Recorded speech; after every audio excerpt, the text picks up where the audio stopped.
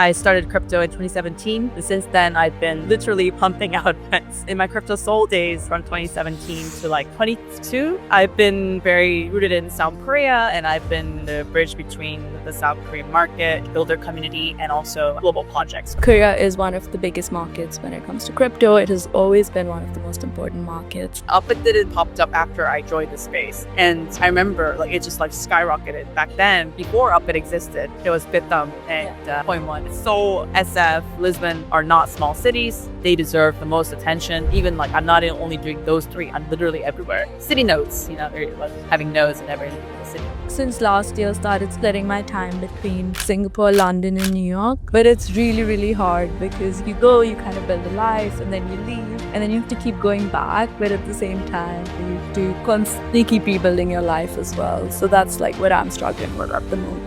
New York, London is a great choice. That's kind of why I built my own brand as well, because I thought when I went into crypto, this is nonstop, 24/7. No way I'm gonna be able to take care of my kids, traveling all over the world. I think when I was younger, I thought there's only one way to live life. But I think as I grow older, I'm like, yeah, we have so much freedom to design any kind of life you want, which is very liberating in a way as well. Being in Web3, also being in this space kind of made my eyes open. Right now, I'm in SF. I think my quest right now is digging to the AI scene more because, this is the mecca of AI.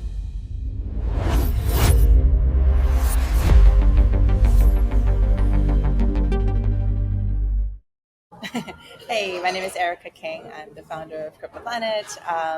Currently, I'm the host of BUIDL Asia Conference, BUIDL Europe, also host open source AI summits recently. And currently in SF, but kind of having bridges between Seoul, SF, and Lisbon at the moment. But yeah, good to be here. I love it. And so, Erica, you've really been in the space for a long time now, or long, in the crypto sense of being long. And you were really like an OG crypto builder starting from Seoul and now, of course, globally. So,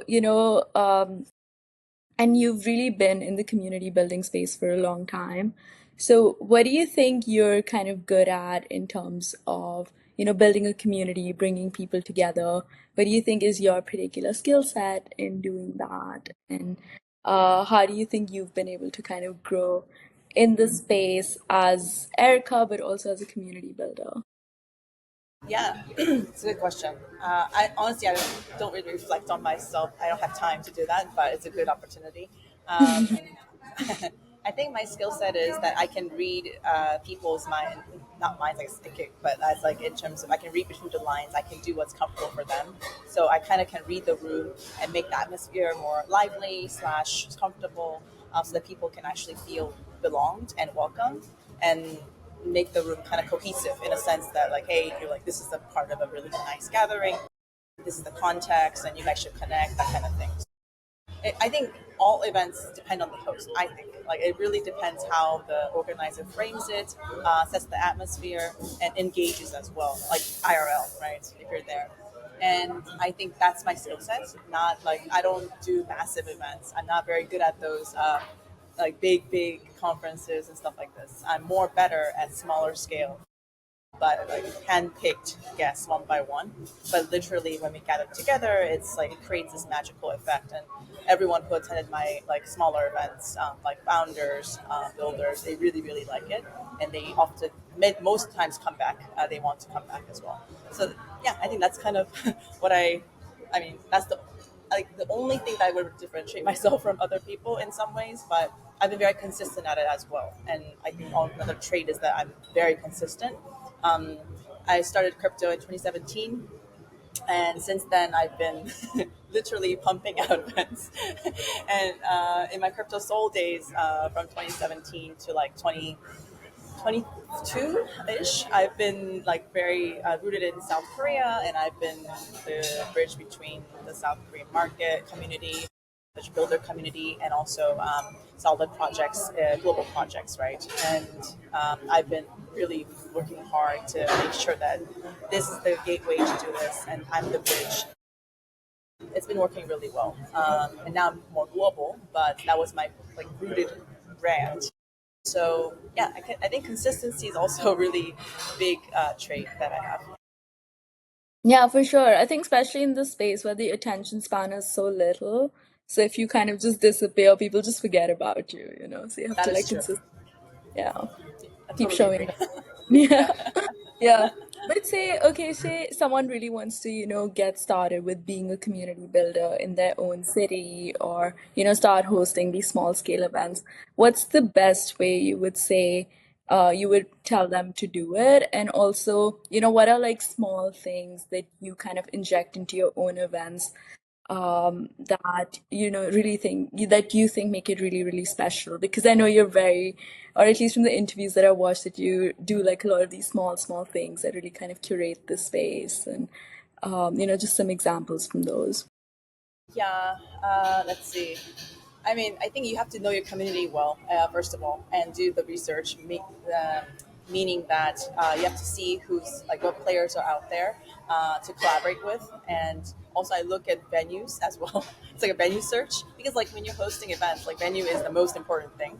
I mean, you need the venue to host anything, and I generally look at whatever is possible ranges in terms of like co-working space or somebody else's office, even like some paid like really expensive venues. It kind of I need a range to like be flexible with the tone and manner of each event.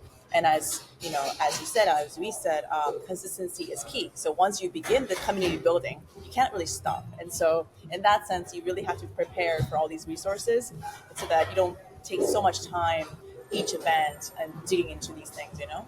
And so, like, whenever I have the chance, even now, I look at venues. I'm like, hey, this could be a really good opportunity, right? And it's kind of my addiction, right? When I find a really nice place, I have to ask. I'm like, do you do private events? And so, like, it's really my every city that I go, like, okay, this is the venue material, and it's been really helpful, honestly. And it kind of makes my brain working and my vision board.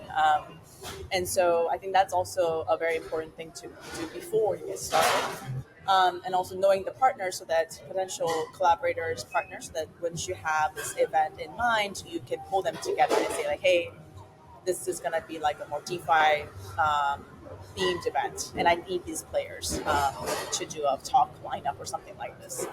If you don't have that lineup from the beginning, if you don't have any resources, it's really hard to do it from scratch every single time. Like you have to dig out your network and make your network as well, which is going to take a long time as well.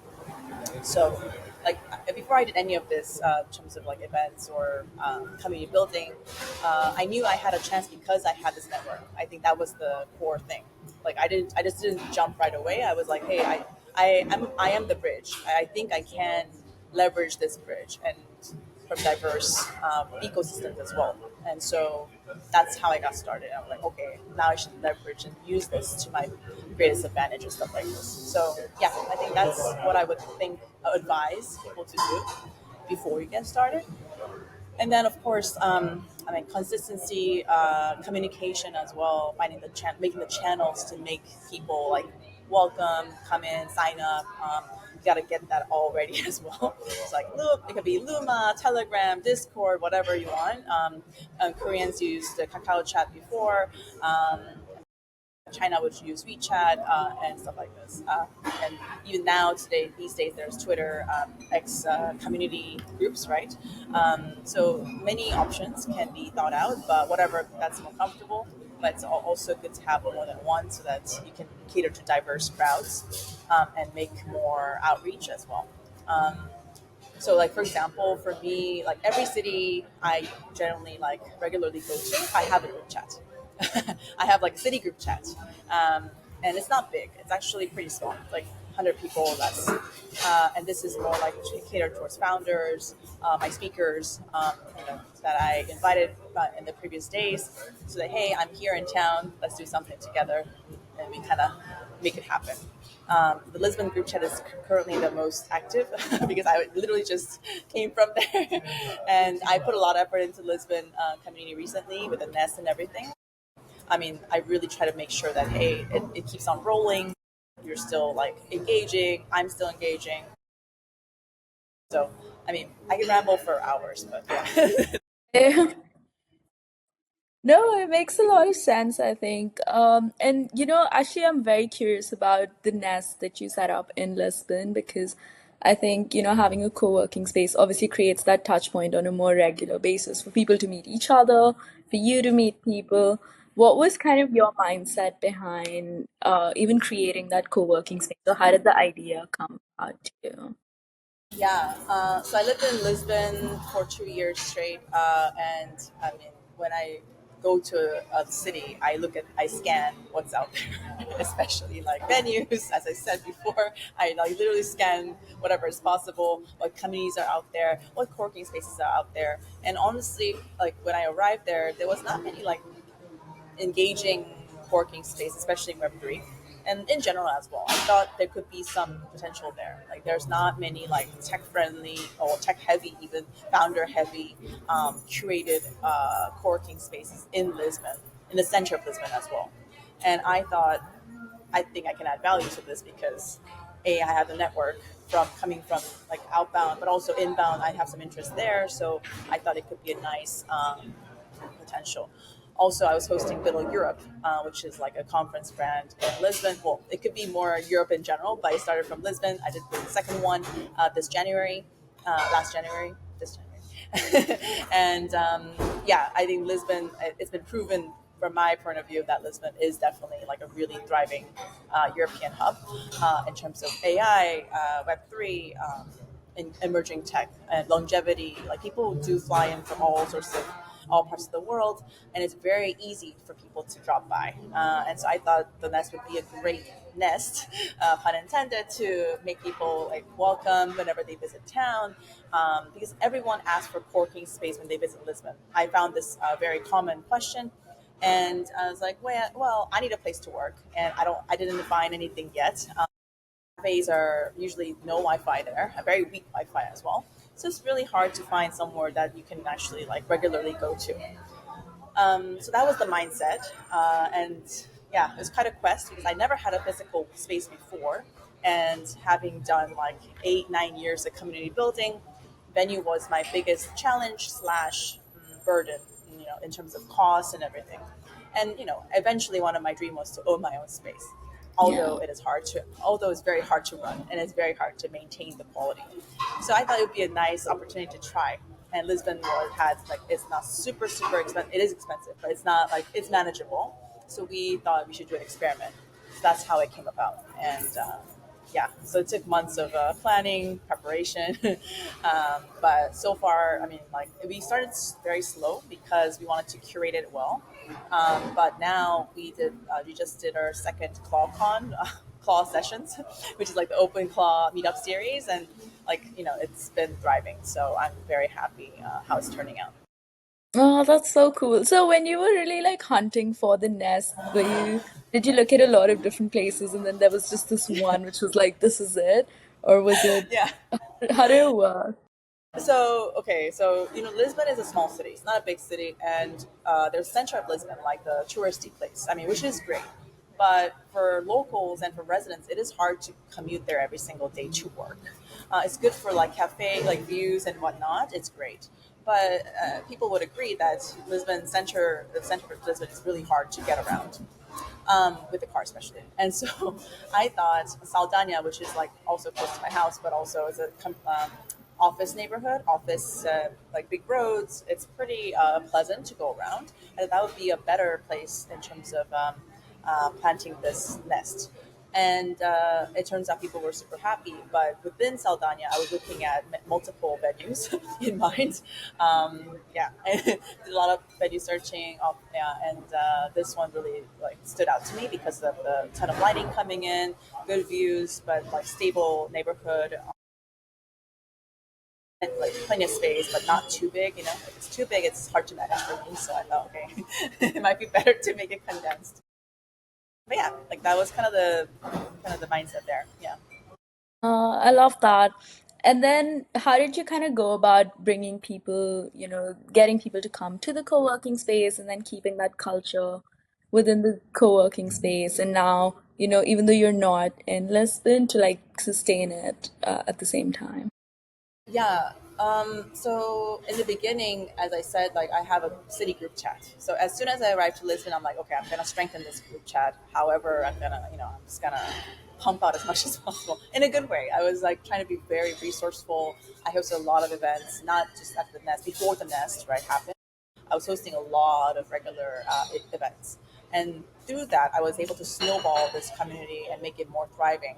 I have many founder friends already, but still, it was very helpful through Middle Europe as well to really get rooted community people and people get excited about what I'm doing in general. And so when I announced that I'm going to do the nest, everyone was super, super excited. We had a lot of like pre-engagement already. Like, hey, whenever you're ready, just like let me know because they want to work or host events there or something like this. Um, so like I really kept that excitement going for many months, kind of making that effect. And then once it launched, we had a launch party as well, so that people can actually check out the space because everyone wants to see the space in person and see how it actually runs with an event. So I proved that this could be done, like through Open Source AI Summit, through the launch party. Actually, I had my baby's birthday party in there as well. Oh, that's This is so before sweet. opening, and I'm like, well, I mean, I had a lot of crypto parents as well as friends, and they were able to see space. Like, hey, this could be actually a kids like friendly space too. So I was proving in many angles that this is actually a really fitting space and very pleasant one as well. Yeah, that was kind of the like it was a ramping up process. And then after it launched, I made sure that we were very strict about you know what tone and manner we want to set it in. So basically, we want it very simple. We like there are some offices like have a lot of decorations, a lot of like branding. In terms of the team logo, I mean, I really like it. It's very cozy and nice. But for now, the NAS we decided to keep it very clean. Just like super new building. Like everyone like enjoys the newness. Which is rare in Lisbon. It's super rare in Lisbon. So like, let's keep it as new as possible. Like, you know. And people appreciate that. And we're very clear about this. And like, okay, we cannot do this. We cannot have, unfortunately, no dogs for now. Just I mean, I love dogs. I love dogs and babies, but like for now, let's just keep it like super quiet. And just yeah, and also in terms of per team, we have like a set number of people per team allowed in the space as well to work in as fixed desk, which is like not necessary, but at the same time we want to make it diverse as possible. Yeah, that sort of like little things like this, we were pretty clear from the beginning. We hired a general officer manager, Gisela, who's been running on my behalf, and she's also a ShiFi graduate as well, scholar. But we were able to connect through that, and I hired a local person because definitely locality matters a lot. And I think that she follows my tone and manner very well, so she could be my avatar there as well, and I could like um, do it remotely as well because she's able to deliver really well, and that has worked out phenomenally during the past like few months now. And yeah, I think it's been really syncing well. So whenever I have friends visiting over, they want to do an event, like I relay it to the team, and executes really well, follows up pretty well as well. So like I'm in general, it's been really working well. I'm going back in May as well, so when I'm in May, okay, I'm gonna make sure that I am present, I am there, show some love, that kind of thing. Yeah, it's always showing attention, right, in some manner. Yeah, Yeah. that's how it works. What is it like kind of splitting time? Because, on one hand, you're also kind of the bridge between Korea and the West, and at the same time, Europe as well. What is that like in terms of your time split, attention split, or does it just come very naturally and instinctively to you? I mean, honestly, it's hard. I cannot say it's easy. When I was in Seoul, like 100% of the time, it was much easier, of course, and I was very calm, rooted, and I could really dig out Korea in terms of venues. I mean, venue is really it's something. It is a very long term challenge. But yeah, like I was able to dig out whatever is possible in Korea. So I knew the city like front and back. I could tour people. Like I could literally do that. And with like Lisbon, I was less able to do that because I was less spending time there. Like 2 years is not a long time, and I was traveling a lot as well. It didn't come naturally. It was a very conscious effort because I knew there was limitations, so I had to try harder to make sure that I have interest in this area, and I'm coming back. So my goal in general is, I know it's hard to achieve, but is to make people feel that I haven't left at all. I'm still there. Like I come time to time, and when I'm there, I definitely like make sure that I'm there. So I host events, I meet people, I help people, and stuff like this. So I mean, it's a rolling conscious effort to prove that I am a global community builder, and I mean well. I'm not just like throwing away one city and choosing on one another, but it is like a really hard multitasking skill set. Um, and like I mean, Seoul, SF, like Lisbon are not small cities, and they deserve the most attention. Even like I'm not only doing those three; I'm literally everywhere. But yeah, it's it is challenging. And right now I'm in SF, which means I like and I think my quest right now is digging into the AI scene more because I mean this is the mecca of AI, and like a lot of innovative changes are happening here, which is very exciting. At the same time, kind of intimidating because I haven't really like have rooted community here yet, and so that's kind of my quest for now. But I'm going to Seoul in a month. I mean, less than a month, 2 weeks. So, and hosting BUIDL Asia. So that is in my upcoming project as well. So yeah, it's really hard. I cannot lie. But yeah, it's like city nodes. Like having nodes in every city. Like Yeah, yourself. actually, that's what I aspire to do as well. So I've only since last year started spending like splitting my time between Singapore, London, and New York. But it's really, really hard because, like you said, it's like you go, you kind of build a life, and then you leave, and then you have to keep going back. But at the same time, you have to constantly keep rebuilding your life as well. So that's like what I'm struggling with at the moment as well. Wow, So, Singapore, New York, London is a great choice. Like it's a great like triangle. It's yeah. great. Yeah, no, it's a great choice. Like, I were to do it. I mean, because I'm Korean, that's why my brand is in Korea, so like it's an inevitable choice. SF, yeah, because like AI. Also, I mean, New York could be. It is the capital of crypto, right? Right, currently, it is a great choice. But I sense the pain, and honestly, with no babies, it's much easier. So that's just just letting you know. Like I have two babies now. It's like this is crazy. Yeah. Yeah, but I mean, I've only kind of seen it from social media, but it looks like you manage it so well. How does it work? Like, how do you kind of manage both together? I don't know if I'm managing it well, honestly. I mean, I have a 5 month old and an 18-month old right now, which is like I'm in the thick of it. It's literally crazy. I mean, even today, this morning, I was just like fumbling with like a walk with a baby, and then like my baby's sick, and so I had to. Yeah, it's just no sleep whatsoever. Um, let's see, how do I do it well? I mean, since I entered crypto, I've been just raising kids like nonstop. So I have two older kids as well. They're already grown up now, but before, like when I started crypto, they were like young, and so I had to find a way to juggle my work and childcare in any manner. So what I would do is I would take calls while I'm picking up my kid from school. I would I would like when they go to bed, I would start my calls like 10 p.m. Korea time. Yeah, and I did that for many years. I mean, it worked really well because that's when US wakes up. That's when like everybody else wakes up. I mean, for me, it's less sleep, but at least I can concentrate.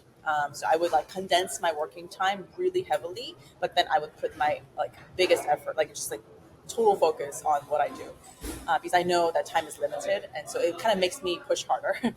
um, when I do work travels as well, not now, but then back in the day, I would just go for like less than 36 hours, like 20, like when I went to Denver from Korea, like it takes a long time to get there, but then I would not sleep on the, well, no, would I sleep on the plane or yeah, I would sleep on the plane and I would get over the jet lag or whatever and no sleep during my time in Denver.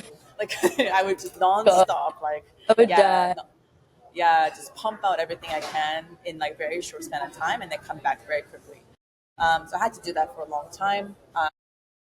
And I think that kind of made me a stronger person, but also like train the fact that, I can actually cram this in a very small frame of time.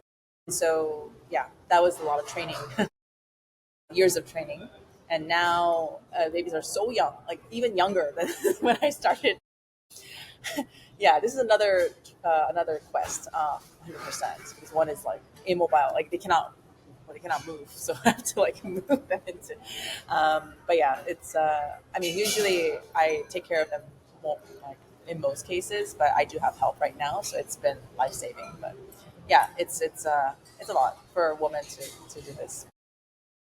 No, for sure. I actually saw a picture of you with your baby at a speaking on stage, which I thought was so cool. Like I think it's like it sent a great message as well, especially because you're such an influential person in the industry for you to kind of almost send out that message, which I thought was really cool.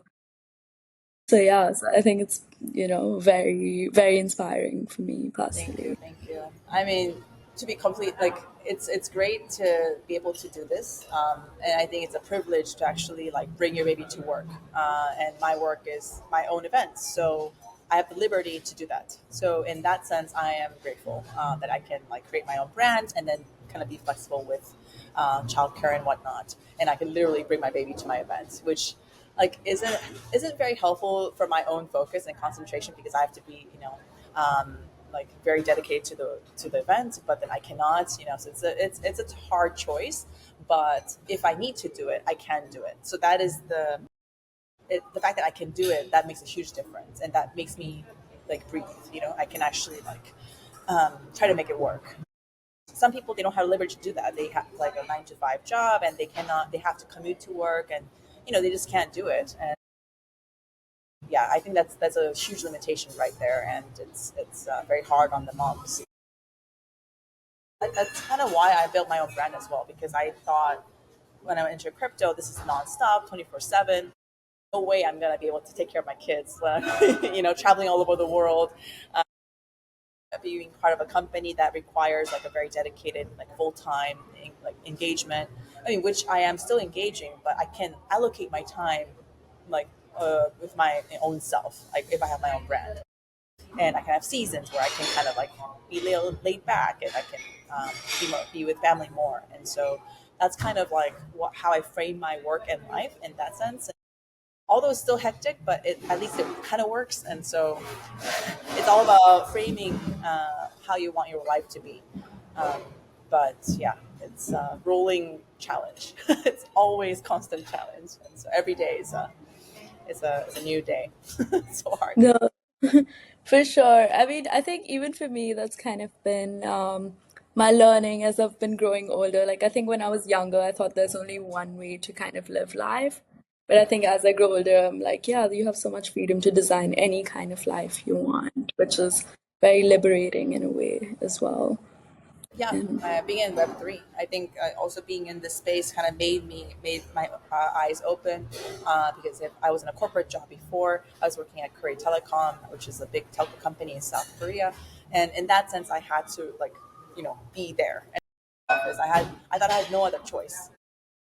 And then COVID came, of course, but also like being in crypto really made me think, hey, you can be in Bali working, and you could like literally, do morning yoga, and then like, you know what I mean, like kind of work in the afternoon.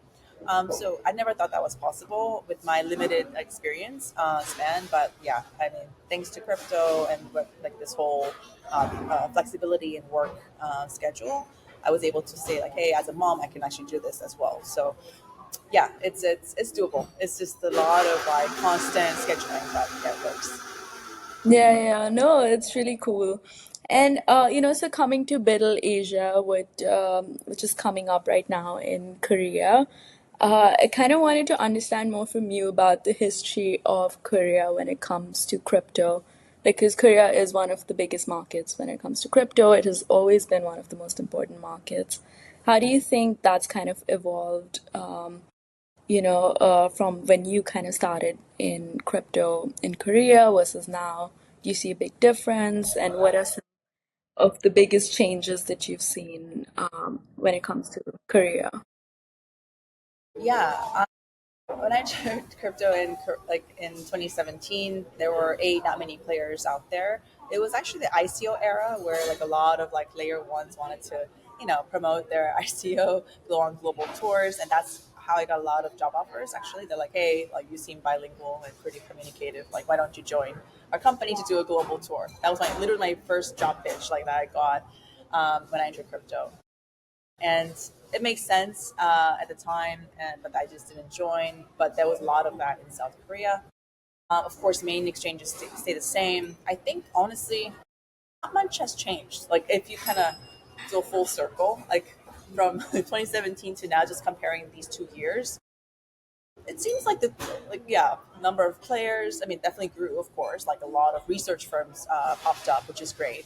Which I really care about the research community, the founder community, and in that sense, the research like teams have definitely flourished a lot, which is amazing. They write in like Korean language, which is great. It was not possible back then, so I had to translate all the foreign reports, like the English reports, and that was really hard to do. It took a lot of time, of course, and so it's like the lag of time is just very not helpful at the time. And this was before, like the translation, the AI, it all popped up. Um, anyway, yeah, like writing the local context really helps to better understand like the market, right, and the crypto players out there. So for the Korean retail and like builders, it is very helpful tool. Um, and a lot of like accreditation to like institutional players, also exchanges like Upbit, Bitum, Point One, like they really like grew like monster like big, like they were just like these dinosaurs now, and they have massive influence. And back then they started out a little smaller. I think Point One back then was actually the only one. I mean, that was All Corbett. right. There was Point One. Yeah, Upbit did it like literally just popped up after I joined the space, and I remember like it just like skyrocketed. But then back then before Upbit existed, there was Bithum Yeah.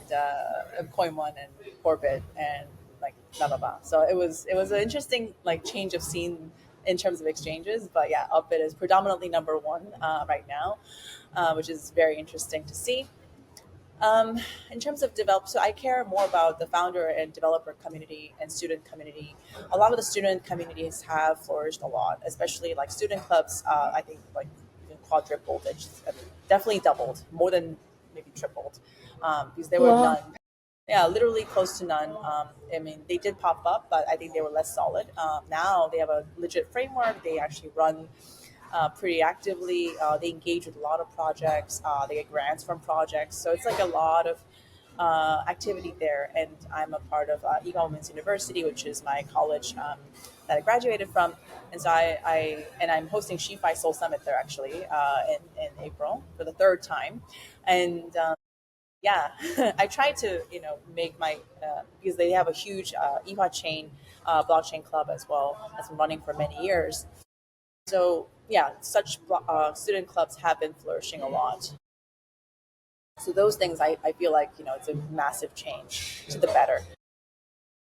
I guess retail staying the same. I think retail retail is retail. Not that it's bad. It's just like Koreans have been dominated by the retail market. I think it's like the mentality. Well, education level has definitely gone up. I think in general, people actually know what they're investing in more than before. So that's great.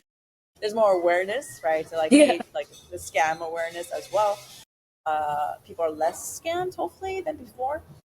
But yeah, I think in general, just like the general scene atmosphere and people preferences, it is kind of similar than to before, which is, I mean, because I put in like a lot of work into it, so it's kind of sad, but also it's good. Like it's gradually getting better. So like I'm hopeful, and that's why I keep hosting Middle Asia, because I feel like I should be doing it for the sake of like builders who want to meet other builders, not like all the noise kind of thing. Like I just don't like noisy hype.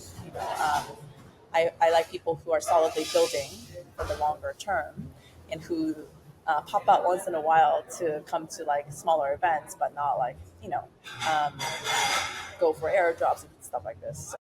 So I'm more yeah content driven, and people appreciate that as well. Yeah, for sure.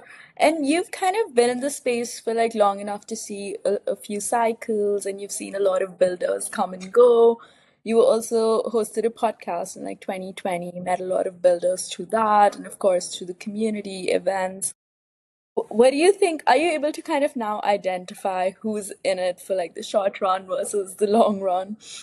Or is it, I don't know about short run and long run. I know scammy people and non-scammy people. That is, I can meet not, so I can meet a person, and and they like tell if they mean it or not. Yeah, I can tell if they're shallow. I mean, meaning like they're kind of scammy or not. I've met so many people by now that it's kind of like I cannot explain it, but there is a feeling where like I don't feel comfortable talking to the person. They don't feel comfortable talking to me in person as well. So it's kind of like a just the tone is not like doesn't align, and that's I just don't bother even like working with them because I know that they don't mean it for like mean the way I do, and so if there's no alignment, yeah, there's no point in working together. Yeah, so it's like I've done a lot of interviews, as you said, and like I mean, most of my interviewees on the podcast were generally good people. But although I did, I'll interview Do and Sam, so SB, and so yeah, yeah, that didn't end well, but yeah. It is yeah, what it is. Yeah, yeah. yeah. Most people on my podcast meant it for the longer term, um, and it was such a pleasure because, like, I think word of mouth also plays a big part because people recognize each other and they reference to each other, like saying, like, "Hey, this person actually means it," and then when I get the intro, I see that this is right and this is like a right fit. So, yeah, it's a constant battle of like first impressions and like seeing like is it worth like pursuing longer term collaborations or not? But yeah, I think now even that, I mean, I think nowadays I just don't like actively pursue new networks yet because I already have a huge uh, network of people, and I it's like even busy like sorting through that. To be honest, like I'm taking care of them. So whenever a new person comes in my way, like it's great, and but then I have to, yeah, be conscious of this, yeah, scam level and stuff. Yeah. No, for sure. I think especially in the space, it's just like filled with scammy people. So you have to have like a good bullshit radar almost. Yes. Yes. Yeah. I Hundred think percent. that's something I've had to develop. It's still developing, I think, not fully there yet. It takes some time. Yeah. Uh, but yeah, I think the last question that I have for you is, for 2026, 2027, what are some things that you're excited for, within crypto? What are some? Just areas within crypto that you're excited for, or your own kind of personal things that you're excited for. Sure. For me, I'm always, well, I mean, SF, and I've been seeing a lot of like, I mean, there was a lot of hype over crypto and AI. Yes, there was a lot of that. There was an era there. Like, I think it was last year or so. Since last year, there's been like a continuous uh, Yeah. yeah, strain of crypto and AI, and people think that it's a kind of a hype only, but I feel like there is more than that, more than hype and noise. And I think there's a lot of interest and solid building there.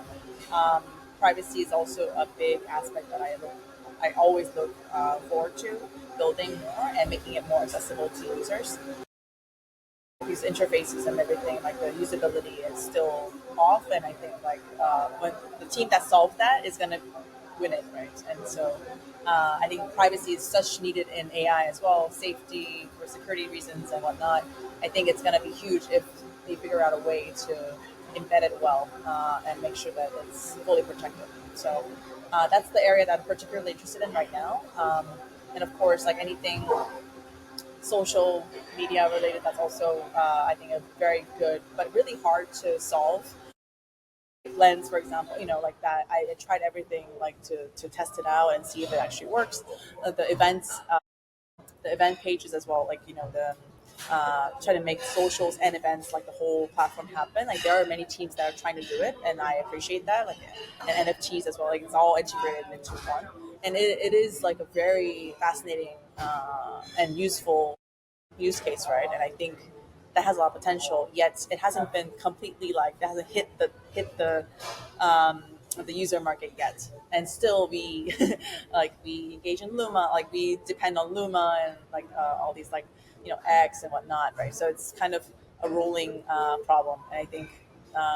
Yeah, it'd be really nice to see if there's anything that will like hit the spot, like really be super easy to use, but also have a community base that we can like leverage there as well. So yeah, I think those two things are just like personally just really interesting to me, and hopefully this year makes them more like blossom. I hope that people get out of the negative skeptical mindset and keep building so that we can.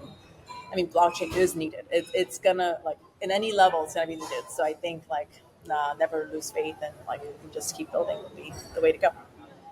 Yeah, no, for sure. I think those are kind of very interesting topics, for me as well, particularly the AI, crypto AI. So I was actually working on that for almost all of last year with Kite AI. I don't know if, yeah, Of course, yeah, of yeah, course, another team. Awesome. yeah, yeah. So I was working with them on that and then eventually quit to do the podcast and yeah. Yeah, no, I think a podcast is a really good way to engage. I mean, personally train yourself, but also like learn from others as well. That's why I did my podcast in the Yeah, first place. exactly. Yeah, and it's like the best learning material ever for yourself too, and building the network and everything. So that's a very Yeah. smart move. For sure. I think, anytime I interview someone, I learn so much, even doing research on them and then obviously talking to them for sure as well. And Yeah, then, yeah, so it's been great. But thank you so much for coming on today. It was lovely having you on. yeah. Thank you for having me. It was so good to talk to you as well. Thank you. Yeah. Thank you for listening to Off the Record. If you like this episode, like, subscribe, and leave a review. It helps the podcast grow. You can find more episodes wherever you get your podcasts. See you next time.